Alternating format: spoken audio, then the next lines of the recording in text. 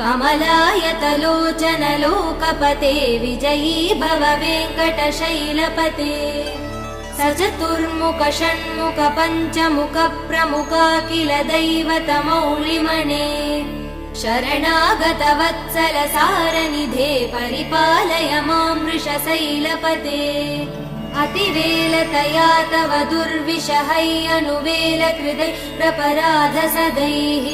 हरितं त्वरितं वृषशैलपते परया कृपया परिपाहि हरे अधिवेङ्कटशैलमुदारमते जनताभिमतादिकदानरतात् परदेवदया गदितान् निगमै कमलादयितान् परं कलये